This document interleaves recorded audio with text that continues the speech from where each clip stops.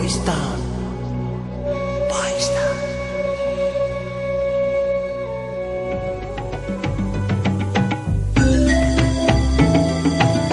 Sebutan New Guinea kepada pulau raksasa ini berasal dari kata Nova Guinea, yang dalam bahasa Spanyol berarti Guinea Baru.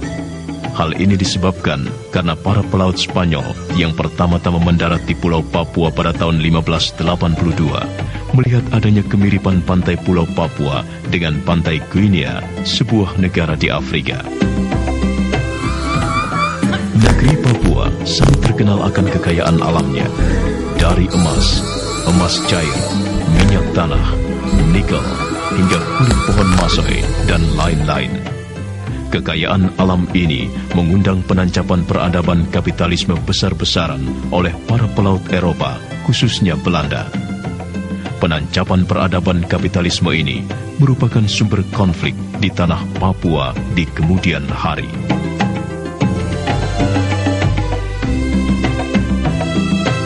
Pada umumnya, bangsa Papua memiliki satu kultur yang mampu melestarikan keberadaannya selama berabad-abad, yaitu sikap untuk mengatur diri sendiri. Sikap dasar ini selalu ditunjukkan oleh bangsa Papua saat berhadapan dengan pihak-pihak lain, seperti pemerintah kolonial Belanda, kaum misionaris, pedagang, dan pendatang pada umumnya. Dalam budaya masyarakat Papua, dikenal berbagai cara dalam menyatakan ketidaksetujuan seseorang terhadap suatu hal, mulai dari memprotes secara terbuka, melarikan diri, bersikap acuh tak acuh, menyendiri, dan paling ekstrim, melakukan perlawanan fisik.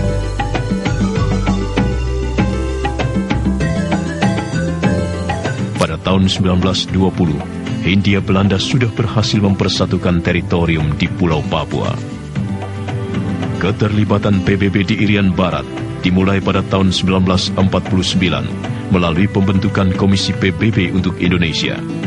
Komisi ini merancang pelaksanaan konferensi meja bundar di Belanda yang menghasilkan suatu persetujuan penyerahan kedaulatan dari Belanda ke Federasi Indonesia di bawah pimpinan Soekarno. Selama perundingan berlangsung, Belanda bersikeras mempertahankan kedaulatannya atas Irian Barat.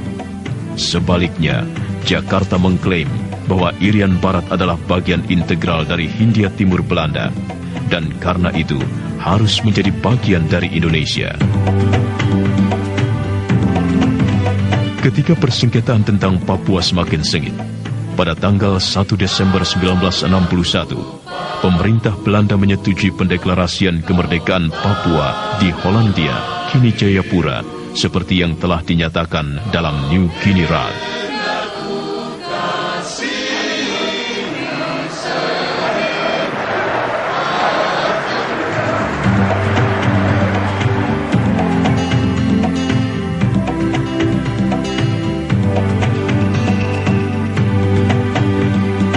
Pada tanggal 2 Januari 1962, terbentuklah Komando Mandala yang dipimpin Mayor Jenderal Soeharto untuk membebaskan Papua Barat. Akibatnya, pertempuran antara Indonesia dan Belanda kembali meletus. Maka pada tanggal 21 Februari 1962, Presiden Soekarno bertemu dengan John F. Kennedy, Presiden Amerika Serikat yang baru terpilih, untuk menyelesaikan masalah Papua. Atas tekanan Amerika Serikat, pada tanggal 15 Agustus 1962, pemerintah Belanda akhirnya bersedia menandatangani persetujuan dengan Indonesia mengenai penyerahan kedaulatan Papua Barat kepada pemerintah Indonesia. Persetujuan ini disebut dengan New York Agreement. Namun, isi New York Agreement yang antara lain termasuk penentuan nasib sendiri bangsa Papua untuk memilih apakah mereka ingin tetap bergabung dengan Indonesia atau tidak pernah dipersoalkan.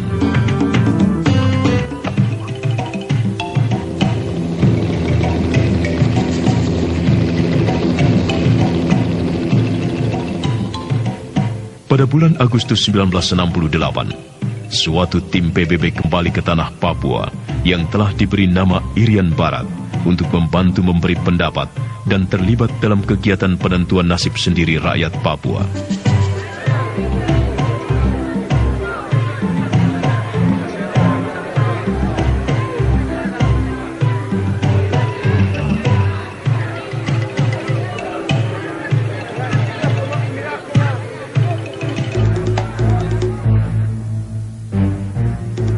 pemerintah Indonesia yang merasa tetap memiliki hak absolut untuk menjaga keamanan internal, lalu menempatkan pasukan-pasukan militernya dalam jumlah besar di seluruh tanah Papua pada tanggal 1 Mei tahun 1963. Kehadiran aparat keamanan di tanah Papua pada kenyataannya malah mengancam dan meresahkan bangsa Papua ketika hak-hak asasi dan politiknya justru terus-menerus dilanggar.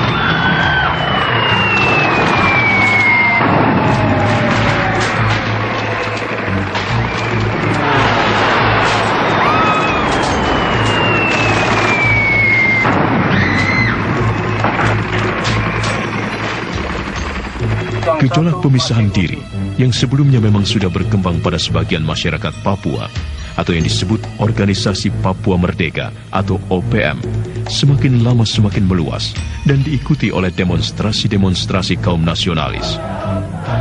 Pergerakan Organisasi Papua Merdeka dimulai pada tanggal 26 Juli 1965 di Manokwari yang dipimpin oleh Sersan Mayor Permenas Ferry Awom. Pendekatan pembangunan selama Orde Baru yang menempatkan masyarakat Papua hanya sebagai objek justru semakin melahirkan sentimen anti-Indonesia yang semakin terakumulatif hingga menjadi suatu self-defeating power bagi masyarakat asli Papua Barat.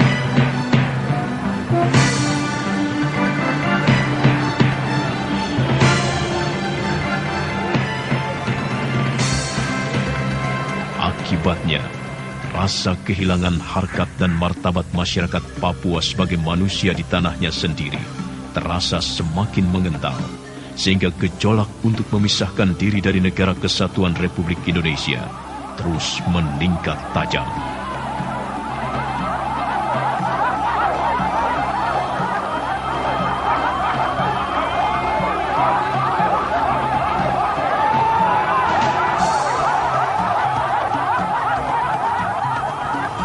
Di samping itu, banyak kalangan yang salah persepsi atau bahkan tidak paham mengenai akar persoalan di Papua Barat yang antara lain diakibatkan oleh terjadinya penyimpangan-penyimpangan pada sejarah Papua. Fakta sejarah membuktikan bahwa wilayah Papua Barat tidak termasuk wilayah Indonesia atas beberapa sebab, yaitu Papua Barat telah menjadi bagian dari Kerajaan Belanda pada tanggal 7 Maret 1910 dan tidak lagi menjadi wilayah Hindia Belanda yang berkedudukan di Batavia atau Jakarta selama 350 tahun. Pada tanggal 23 Agustus 1956, dalam perubahan Undang-Undang Dasar Belanda, tanah Papua atau New Guinea telah menjadi bagian dari Kerajaan Nederland. Berdasarkan pidato Presiden Soekarno di depan sidang PPU-PKI dan PPKI pada tanggal 11 Juli 1945, bahwa Indonesia merdeka hanya meliputi Sabang atau Aceh sampai ke Amboina atau Maluku, sedangkan tanah Papua Barat tidak dimasukkan atau di luar wilayah hukum RIS atau RI.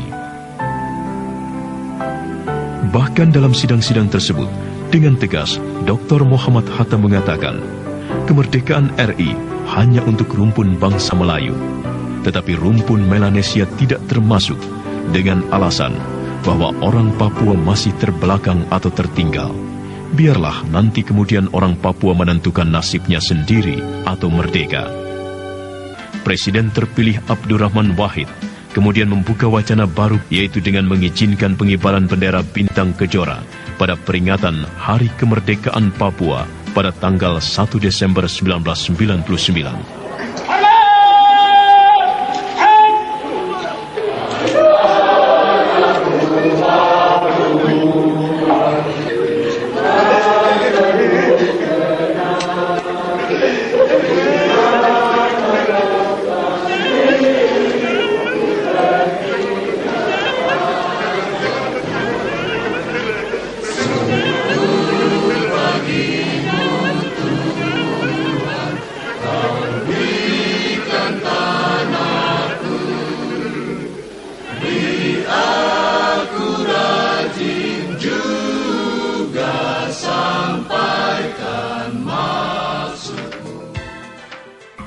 Maka berdasarkan fakta-fakta sejarah tersebut, dapat kita pahami bersama bahwa pendudukan Irian Barat oleh pemerintah Republik Indonesia menjadi bagian dari wilayah negara adalah hanya untuk kepentingan kekuasaan, politik, dan ekonomi.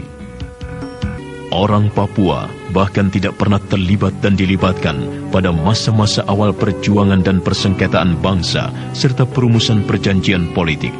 Seperti misalnya, tidak terdapat suatu kekuatan hukum RI apapun yang mengikat bangsa dan bumi Papua sejak awal perjuangan hingga tahun 1949. Konferensi Meja Bundar pada bulan Desember 1949 di Den Haag dan New York Agreement pada 15 Agustus 1962 di Amerika antara pemerintah Republik Indonesia dengan Kerajaan Belanda, serta Roma Agreement antara pemerintah Kerajaan Belanda, Republik Indonesia, dan Amerika Serikat.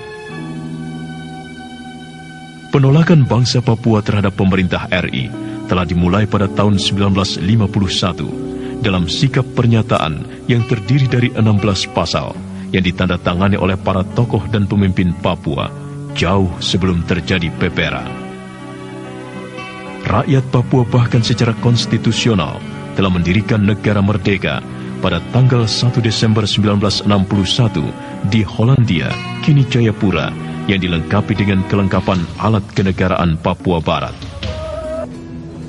Dalam Kongres ketiga Bangsa Papua di negeri Papua Barat, secara resmi kami mendeklarasikan bahwa bangsa Papua di negeri Papua Barat telah menyatakan kemerdekaan secara bertahap sejak 19 Oktober 1941 dan mendapat legitimasi dari pemerintah Nederland di dunia atas nama Sri Baginda Ratu Kerajaan Belanda pada tanggal 1 Desember 1961.